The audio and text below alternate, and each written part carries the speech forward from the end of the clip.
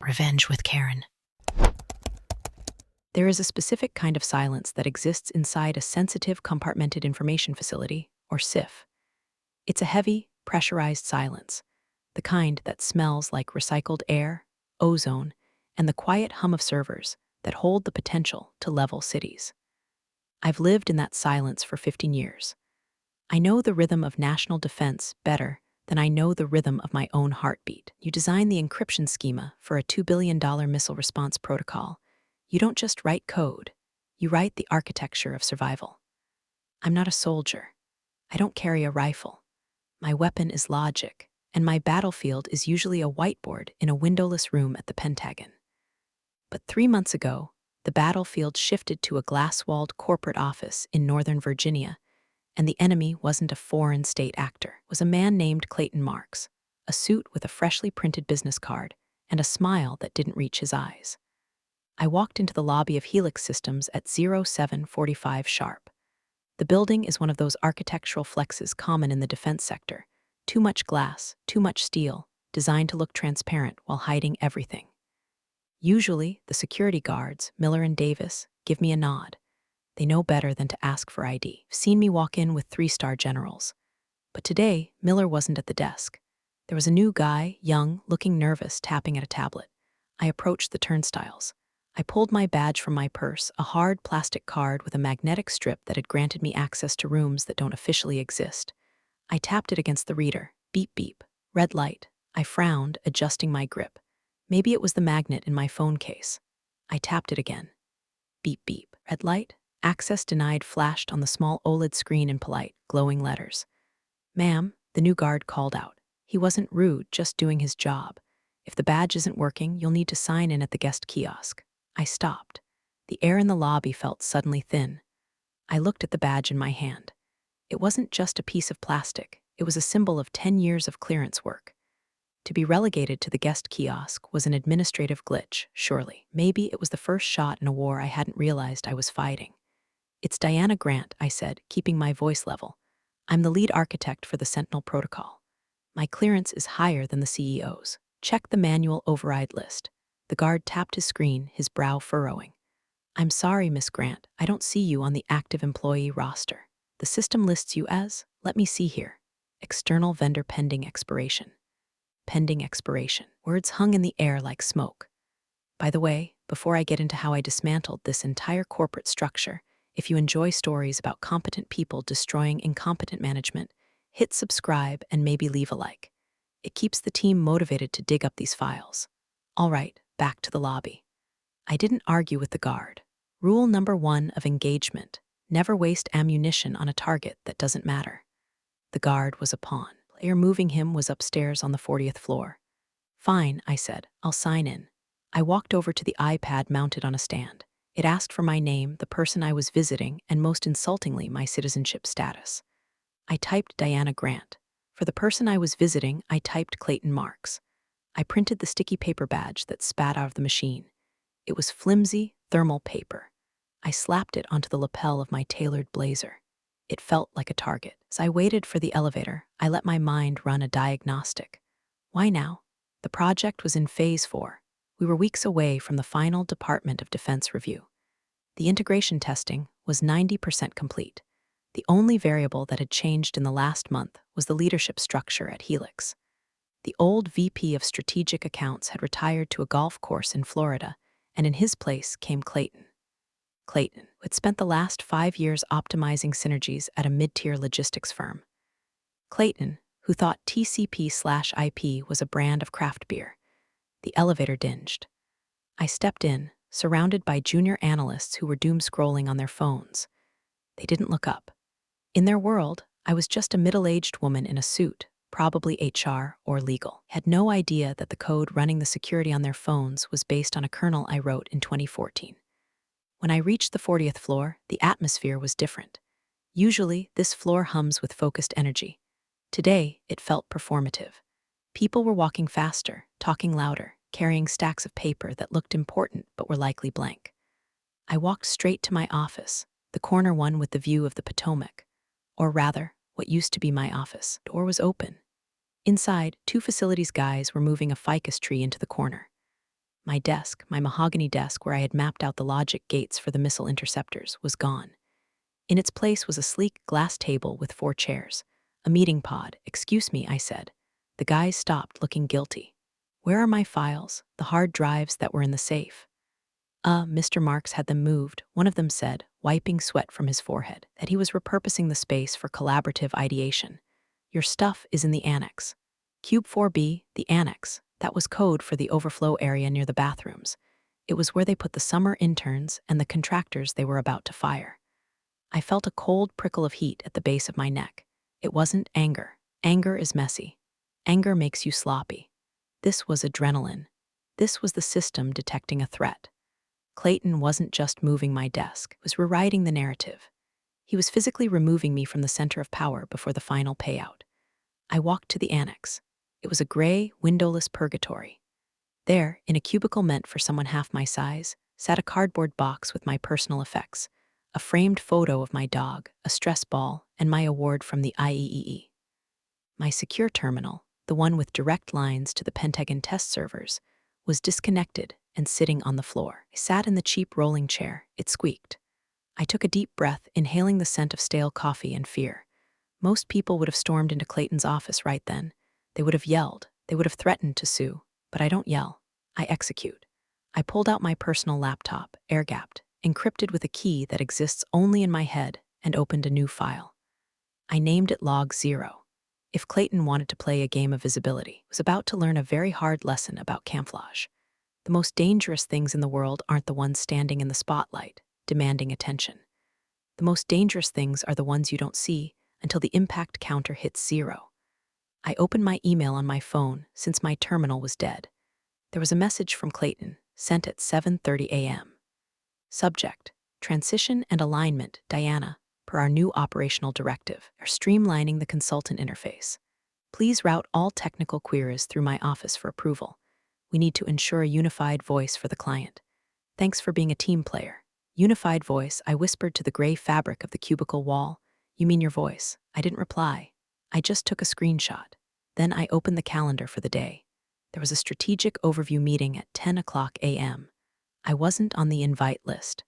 I checked my watch. 8:15 a.m. I had an hour and 45 minutes to prepare. I wasn't going to crash the meeting. That's desperate. I was going to be the ghost in the machine.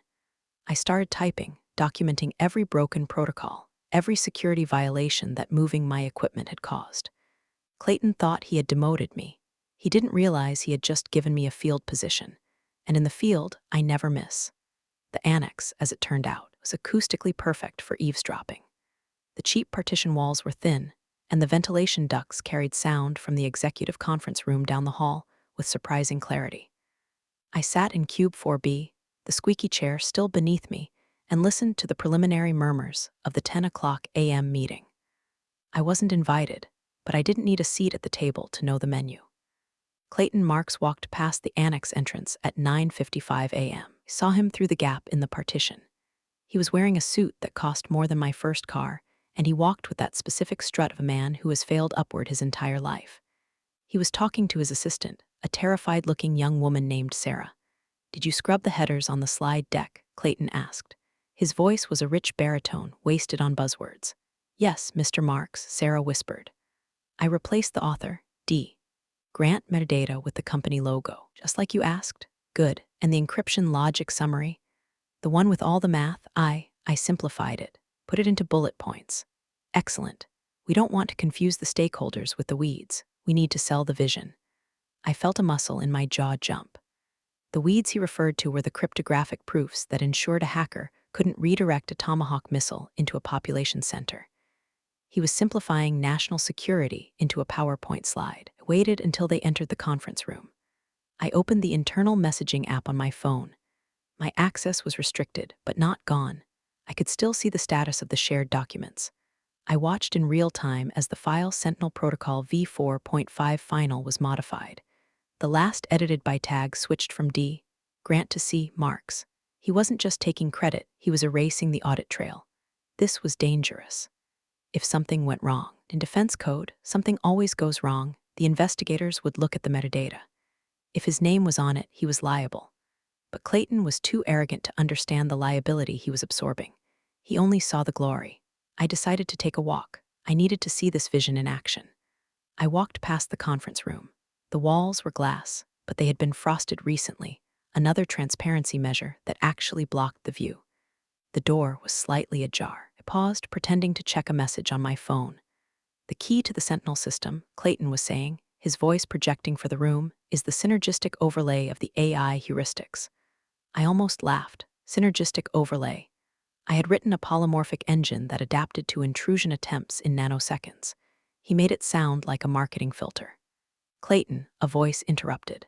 It was Dr. Aris, the lead systems engineer. He was a good man, brilliant but timid. The heuristic engine isn't an overlay, it's the kernel. If we treat it as an overlay in the documentation, the due compliance team will flag it as a vulnerability. There was a pause. I could imagine Clayton's smile tightening. Aris, look, Clayton said, his tone condescendingly patient. I appreciate the technical nuance. Really, I do. But we are speaking to generals, not coders. They want to know it works. They don't care how the sausage is made. Let's not get bogged down in the how. Let's focus on the wow, the wow. I closed my eyes for a second. This man was going to get people killed. I walked back to my cube. My phone buzzed. It was an email from legal. Subject: Contractor status review. Miss Grant. Per the request of the VP of Strategic Accounts, we are reviewing the necessity of external consultancy for the maintenance phase. Please surrender your physical access keys to security by EOD Friday. Your digital access will be transitioned to read-only effective immediately. They were cutting the cord. Friday was 3 days away. The final presentation to the Pentagon was next Tuesday. Clayton was timing this perfectly. He wanted me gone, physically and digitally, before the general arrived. He wanted to be the only face in the room. I didn't reply to legal. I didn't storm into the meeting and slam my hand on the table. Instead, I opened my personal laptop again. I accessed a secure, encrypted partition that contained my insurance policy.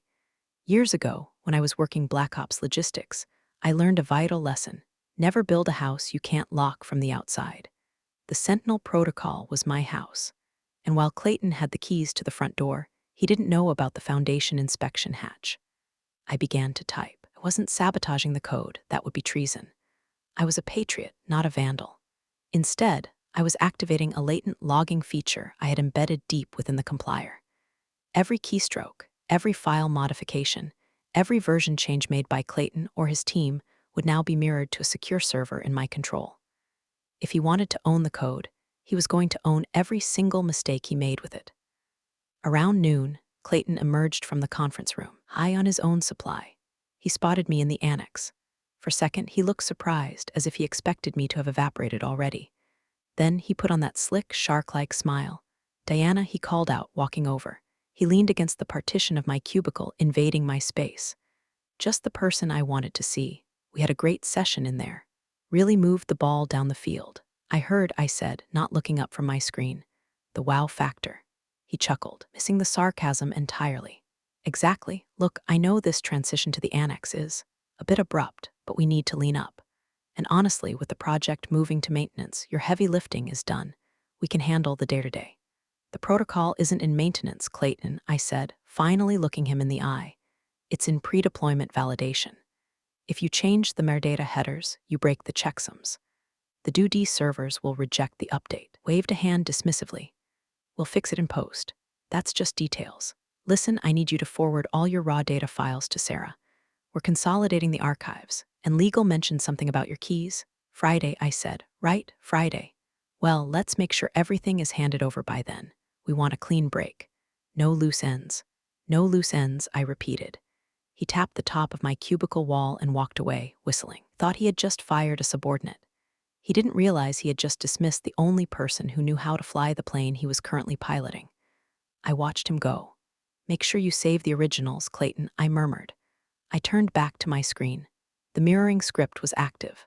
I opened a new document, incident report, unauthorized metadata modifications / risk of checksum failure. I dated it, timestamped it, and digitally signed it. I wasn't just taking notes anymore. I was building a dossier. There's a diner about 5 miles south of the Helix Systems HQ. It's called The Hangar, and it hasn't been renovated since the Cold War. The vinyl booths are cracked, the coffee tastes like battery acid and burnt hazelnuts, and it is the preferred meeting spot for mid-level Pentagon brass who want to talk without a paper trail. I arrived at 6 p.m. The lunch rush was long gone. The dinner crowd hadn't arrived. The place was empty except for a trucker eating meatloaf, and in the back booth, Colonel Marcus Alvarez. Marcus wasn't wearing his uniform. He was in a gray hoodie and jeans, looking like a tired dad rather than the man responsible for the logistical deployment of the Eastern Seaboard's missile defense shield. But his posture gave him away. Back straight, eyes scanning the entrance every 3 seconds. When he saw me, he didn't smile, just nodded and moved his coffee cup to the side to clear space on the table. I slid into the booth opposite him. "You look like hell, Marcus. And you look like you're dressed for a funeral," he countered, eyeing my black blazer. "Maybe I am," I said. "How's the family?" "Sarah's good. Kids are expensive. Let's skip the pleasantries, D." My secure comms have been buzzing all day. I'm seeing update flags on the Sentinel project that don't match the deployment schedule. The authorship tags are weird. The waitress came over. "Coffee?" "Black," I said. "Keep it coming." Once she left, I leaned in. "The tags are weird because Clayton Marks is rewriting history. He scrubbed my name, Marcus. He's putting his own signature on the code blocks." Marcus swore quietly. He rubbed his face with both hands. I knew it. I told the general that Helix was getting shaky. "Who is this guy?" I looked up his file. "He's a suit. MBA from Wharton. Track record in cost optimization. He doesn't know a logic gate from a garden gate. He's the new VP," I said. "And as of this morning, he's the unified voice of the project. I've been moved to a cubicle by the bathroom, and my contract is being terminated on Friday." Marcus froze. He lowered his hands and looked at me with a terrifying intensity. "Terminated? Before the final review? That's suicide. General won't sign off on a system if the architect isn't in the room to vouch for it." "Clayton thinks he can vouch for it," I said dryly. "He thinks it's just a matter of selling the vision. He's going to crash the whole damn grid," Marcus hissed. "Diana, you know the integration protocols.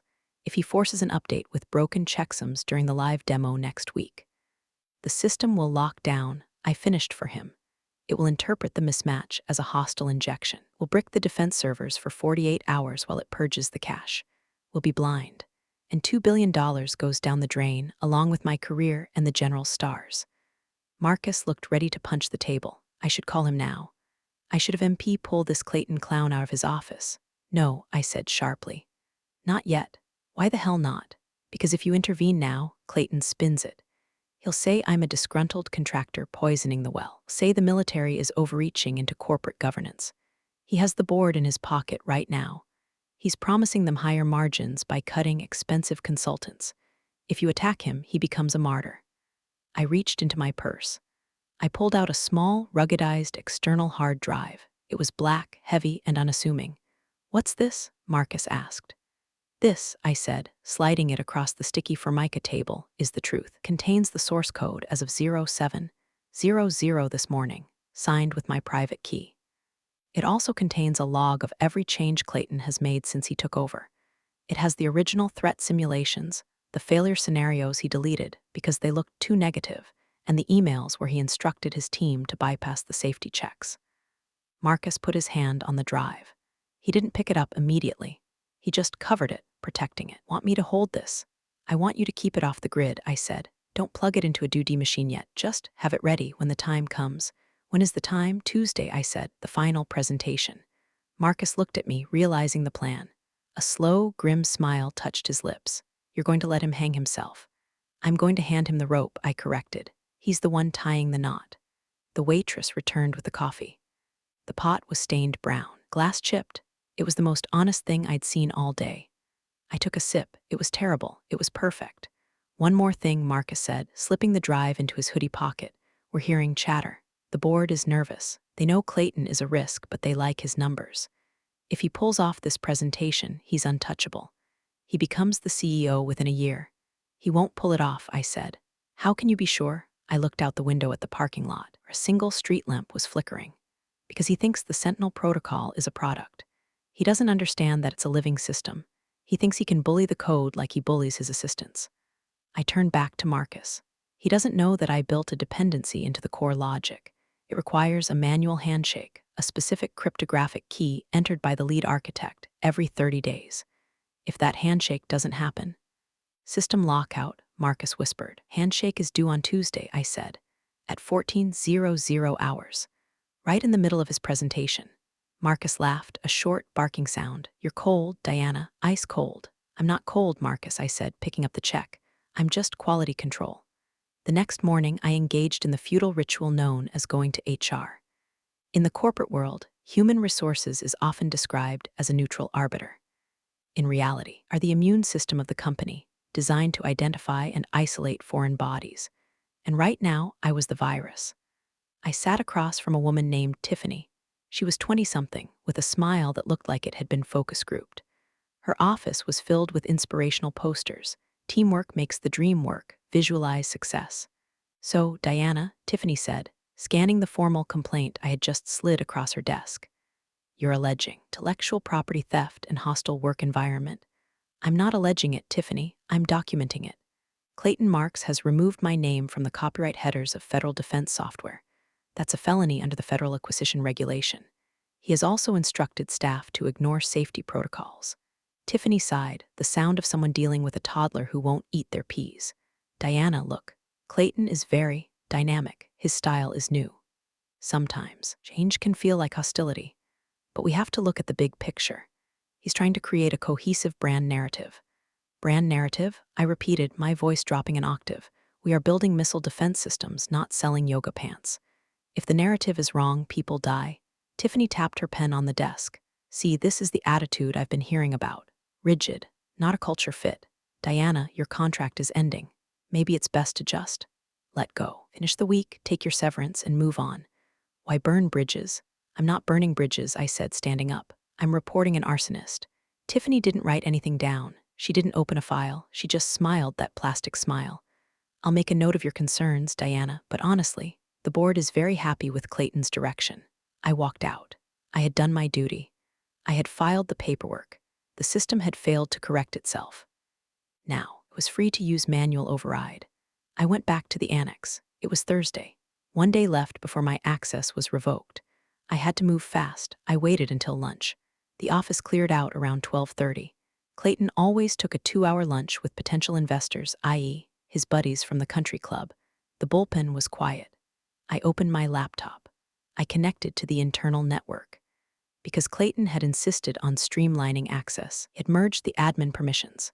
In his arrogance, he had given himself super user status, but he hadn't changed the default root password on the new server cluster. Login, admin password, password 123. I stared at the screen. It was pathetic. It was insulting. I was in. I navigated to the core directory. I found the file Sentinel kernel v5.0. This was the build they were planning to demo on Tuesday. I opened the code. Didn't delete anything. That would be sabotage. Instead, I located the 3 key modules responsible for the graphical user interface, the pretty pictures Clayton loved so much. I applied a layer of encryption to them, not a heavy one, just enough that the system would need to verify the author's credentials to render the graphics. If the author was listed as Clayton Marks, the system would check his hash against the code's hash. Since Clayton hadn't written a line of code in his life, the hashes wouldn't match. The system wouldn't crash. It would simply refuse to display the wow factor. Instead, it would display a raw error log. Specifically, error 403, author verification failed. Please contact administrator. I set the encryption to activate on a timer. Tuesday, 13:59, 1 minute before the presentation started. I also found the email Clayton had sent to the CFO, one Tiffany had hinted at.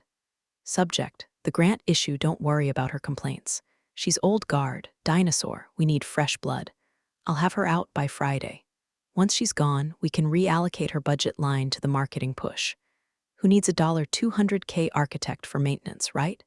I saved the email. Then, I did something petty. I admit it, went into the digital cafeteria menu for the following week and changed Taco Tuesday to Traders Get Tacos. No one would notice until it was too late. I closed the laptop. My hands were steady. The trap was set. It wasn't a bomb, it was a mirror. All Clayton had to do was stand in front of it, and the world would see him for what he was. As I packed up my bag, my phone buzzed. It was an automated message from IT. Access revocation notice, user D. Grant. Effective tomorrow, 17:00. You're too late, I whispered. I walked out of the annex past the glass conference room where Clayton's vision was written on a whiteboard in permanent marker. I didn't look back. Friday morning, my last day. The atmosphere in the office was suffocating. People avoided eye contact with me as I walked to the annex. They knew I was a dead woman walking. In corporate culture, failure is contagious. If you stand too close to the person getting fired, you might catch a layoff. At 10 o'clock a.m., there was a mandatory all-hands Zoom call to prep for the due D presentation. The invite in my inbox had a tag I hadn't seen before: Role, observer only / audio disabled. They had preemptively muted me. I sat in my cubicle, put on my headphones, and joined the call. On my screen, a grid of faces appeared. Clayton was in the center, large and high definition, broadcasting from his office. The rest of the team, Dr. Eris, Sarah, the junior devs, were in smaller boxes, looking tired. Team, Clayton began, his voice booming. This is it, the home stretch. Tuesday is going to be a defining moment for Helix. We are going to show the Pentagon that we aren't just a contractor, we are a partner. He pulled up a screen share. It was the slide deck. Slide 1, Sentinel Protocol, the Future of Defense, presented by Clayton Marks, VP of Strategy. My name was nowhere, not even in the special thanks footer. It was as if I had never existed. He clicked to Slide 4, Technical Architecture. As you can see, Clayton narrated, we have streamlined the logic pathways. We removed the redundant verification loops to increase speed by 40%. I gasped. I couldn't help it. Redundant verification loops. Those weren't redundancies. Those were the safety checks that prevented the system from mistaking a flock of geese for a nuclear warhead. He had removed them. I frantically typed into the chat box, Clayton, you cannot remove the verification loops.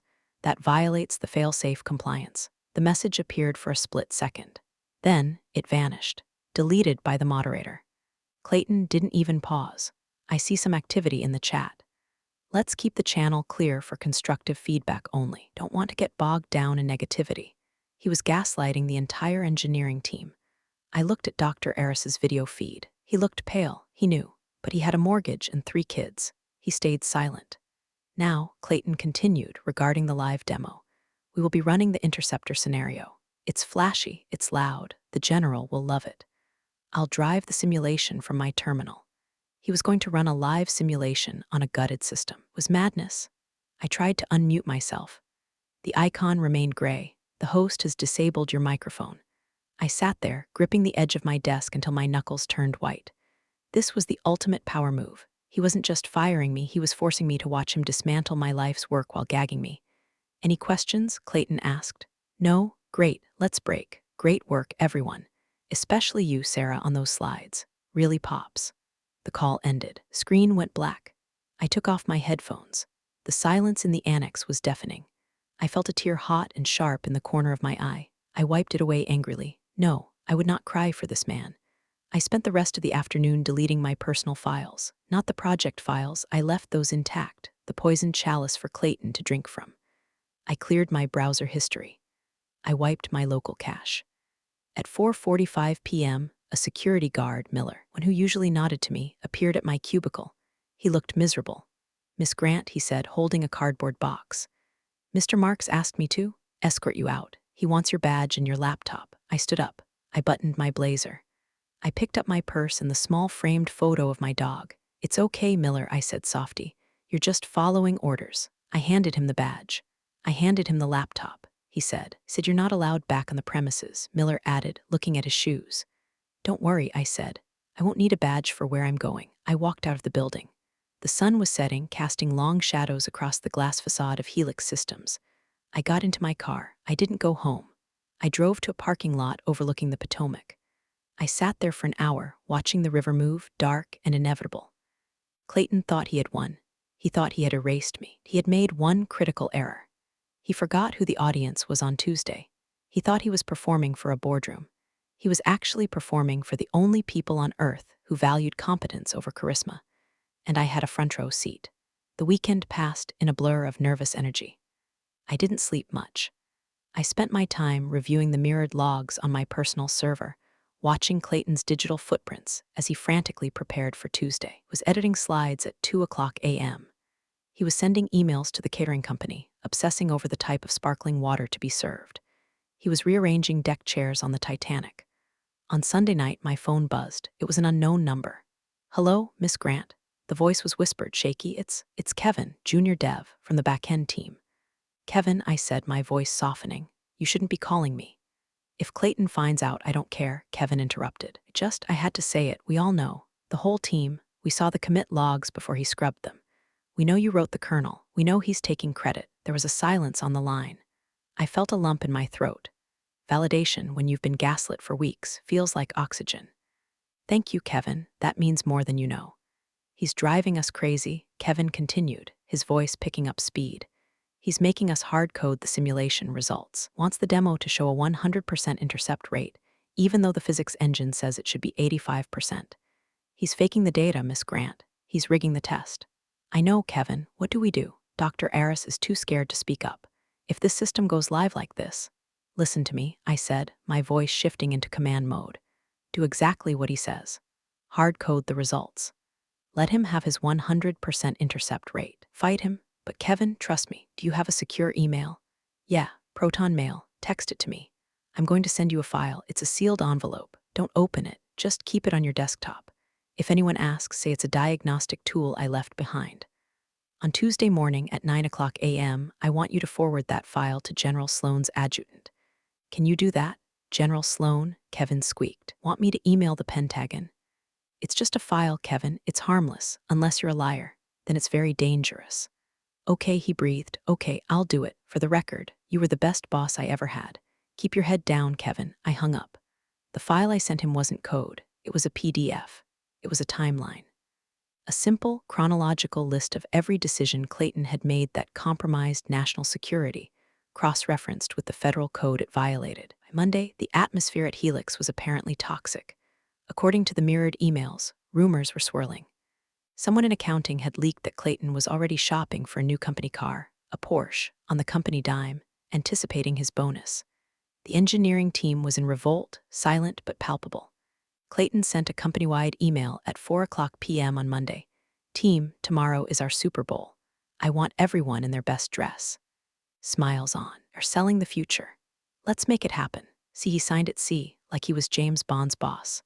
I spent Monday evening ironing my suit, not the gray one I usually wore, the navy blue one, the power suit, the one I wore when I briefed the Senate Oversight Committee. I wasn't invited to the meeting. I had been banned from the building. But there is a loophole in every contract, a backdoor in every system. General Sloan wasn't just a client. It was my former commanding officer from my time as a civilian analyst in Kabul. We had history. And more importantly, General Sloan hated one thing above all else, being lied to. I had sent a text to Marcus on Sunday. "Diana, is the general aware of the guest list?" "Marcus, he thinks you'll be there. Clayton listed you as lead consultant on the agenda he sent to the Pentagon." I stared at the text. Clayton was lying to the general about my presence, was using my name to get them in the room, planning to explain my absence with some excuse. "Oh, Diana is sick, or she had a family emergency." He was using me as bait. "Diana, don't correct him. Let him believe I'm coming." "Marcus, copy that. See you in the kill zone." I checked my reflection in the mirror. I looked tired, but my eyes were clear. Tomorrow, Clayton Marks was going to learn that you can steal code, you can steal credit, and you can steal an office. You cannot steal the room. Tuesday morning broke with a sky the color of bruised iron. Rain lashed against the windshield of my car as I drove toward Helix Systems. It was fitting weather for demolition. I arrived at 13:30. The presentation was scheduled for 14:00. The parking lot was full of black SUVs with government plates. The general's entourage had arrived. I walked to the front entrance. The young guard from last week was there, saw me approaching and looked panicked. He reached for his radio. "Miss Grant," he stammered as I pushed through the revolving door. I can't let you in. Mr. Marks was very specific. You're on the do not admit list." I stopped. I looked him in the eye. I didn't shout. I didn't beg. I reached into my pocket and pulled out a different badge. Not a Helix badge, a Department of Defense contractor badge, issued directly by the Pentagon. It had a gold chip, granted access to any facility hosting classified DoD material. "I'm not here as a Helix employee, son," I said. "I'm here as a federal asset inspecting a secure site.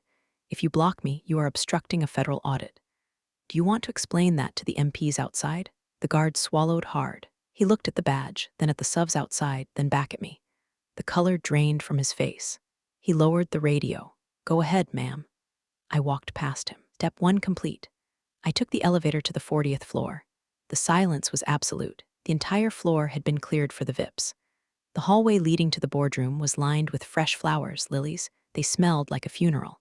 I reached the heavy oak double doors of the boardroom. I could hear voices inside, laughter, the clink of china. They were having coffee before the start. I smoothed my blazer. I took a breath. I pushed the doors open. The room froze. It was a large oval table.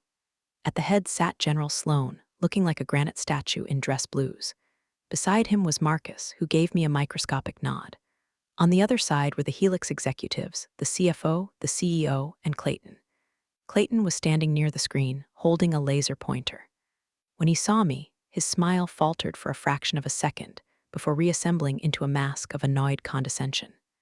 Diana, he said, his voice loud enough to carry. I didn't realize you were coming. We've already started the preliminary briefing. He walked over to me, positioning his body to block me from the general's view. He lowered his voice to a hiss. What the hell are you doing here? I told security, I'm here for the presentation, Clayton, I said calmly. I'm the architect. He laughed, a sharp, incredulous sound. He put a hand on my shoulder, a patronizing, heavy grip. Diana, look, appreciate your past contributions. Really, but this is a strategic level discussion.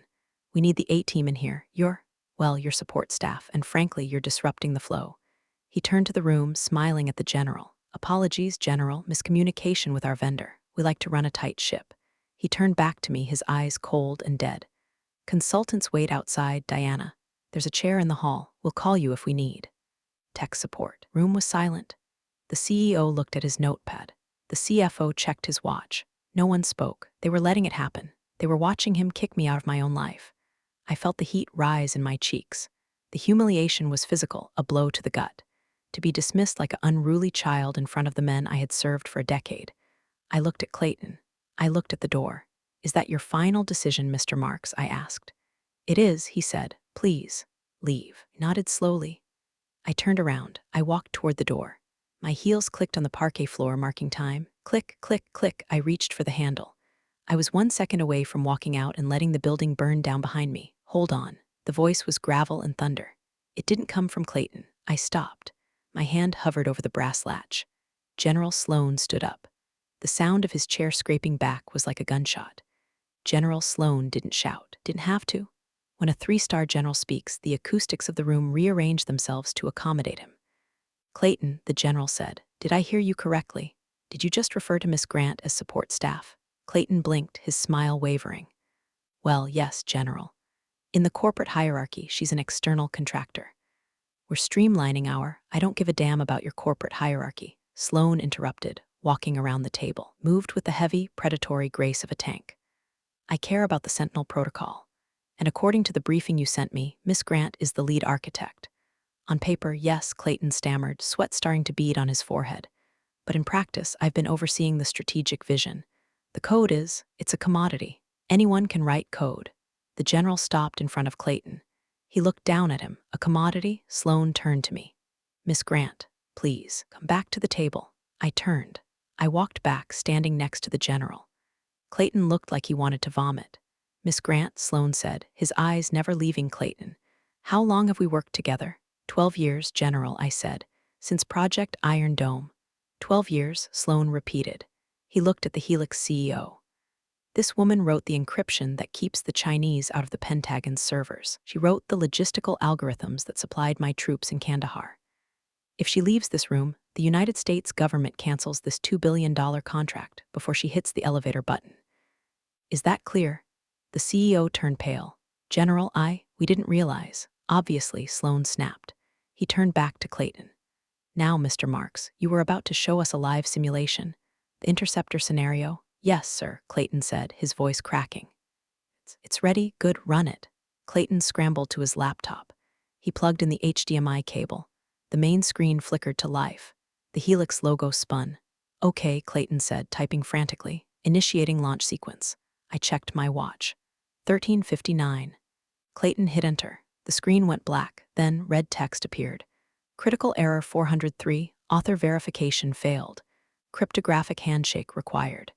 Please contact lead architect D. The room went deadly silent. The red text pulsed on the giant 80-inch screen, casting a demonic glow over Clayton's terrified face. "What is this?" The CEO hissed. "It's a glitch," Clayton stuttered, hitting keys at random. "It's just a display bug. The system is running in the background, I swear." "It's not a glitch," I said, my voice cutting through the panic. "It's a security feature. The system requires the lead architect to verify the build integrity every 30 days. It prevents unauthorized users or hijackers from deploying the weapon." I looked at Clayton. "Since you removed my name from the authorization list, the system assumes you are a hostile actor. It has locked you out." Clayton stared at the screen. "Fix it," he whispered to me. "Diana, please, fix it." I looked at the general. Sloan crossed his arms. He was smiling. A terrifying, shark-like smile. "Well, Mr. Marks," Sloan said, "it seems you have a choice. You can admit you don't know how to fly this plane, or you can crash it." Clayton looked at the CEO, who was currently glaring at him with murder in his eyes. He looked at the general, then he looked at me. The arrogance was gone. He was just a small man in a suit that was too expensive for him. I can't fix it," Clayton whispered. "I don't know the key." "Step away from the terminal," the general ordered. Clayton stepped back, defeated. Sloan gestured to the chair at the head of the table, his chair. "Miss Grant, if you would." I sat down. I pulled my laptop from my bag. I connected to the secure port. "Authorizing override," I said, typing the command. "Key Archangel 01. The red screen vanished. The map of the eastern seaboard appeared. Green lights flickered across the grid. The interceptors deployed. The simulation ran perfectly. 100% success rate. "System active," I said. "Ready for command." The general nodded. "Outstanding." He turned to the CEO of Helix. "You have a serious personnel problem. I suggest you fix it before I leave the building." The CEO stood up. "Mr. Marks, my office now." Clayton walked out of the room. He didn't look at me. He walked past the flowers, past the glass walls, into oblivion. I stayed in the chair. The general sat down next to me. "Good to see you, Diana," he said quietly. "Good to see you, General." Fallout was swift and brutal, as corporate executions usually are. By the time I left the boardroom at 16:00, Clayton Marks was no longer an employee of Helix Systems. I saw security escorting him out. He was holding a small cardboard box, the same size as the one I had carried on Friday. He was arguing with Miller at the turnstiles, but Miller wasn't listening. He just took Clayton's badge and pointed to the door. Poetic justice is rare in this world. I took a moment to savor it. The next week was a blur of restructuring. The CEO, desperate to save the contract, gave me everything I asked for. My office was restored. They even brought back the ficus tree. My budget was doubled. My team was given raises and full autonomy. I sat in my office on Monday morning. The glass door was open. Kevin walked by and gave me a thumbs up. Dr. Eris stopped in to drop off a coffee. "It's quiet," Eris said, "without the synergies and paradigms. It's peaceful," I corrected. "It's the sound of work actually getting done." An hour later, an internal memo went out to the entire company. From Office of the CEO to all staff subject. Leadership update effective immediately. The Strategic Accounts Division is being dissolved. All defense projects will now report directly to the newly formed Office of Advanced Technology, led by Chief Technical Officer Diana Grant. I read the email. CTO, it was a nice title. It came with a corner office on the 50th floor and a salary that would let me retire in 5 years if I wanted to. But I didn't want to retire. My phone rang. It was General Sloan. "Congratulations on the promotion, Diana," he said. "Thank you, General. Thank you for the assist." "I didn't do it for you," he said gruffly. "I did it for the grid. But listen, I have a new file for you. It's not missile defense. It's bigger domestic infrastructure. Power, water data. We need a unified resilience protocol, something that connects everything. It's messy, it's political, and it's impossible. That's why I want you to lead it." I looked out the window at the Potomac. The river kept flowing, different to the battles we fought in glass towers. "Send the file," I said. A moment later, a secure document appeared in my inbox. Project, Civil Resilience Network, Project Lead, D. Grant, clearance level, Yankee White. I opened the file. It was a mess of disconnected systems, vulnerable legacy code, and bureaucratic red tape. It was a disaster waiting to happen. I smiled. I cracked my knuckles. Clayton had wanted to build a brand. He wanted a narrative. He wanted to be the hero of a story he didn't understand. I don't need to be a hero. I'm the architect, and I have work to do. I typed the first command, initialize log 1.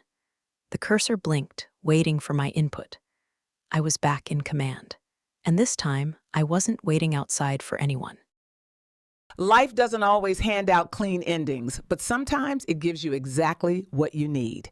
Thanks for listening. Until next time.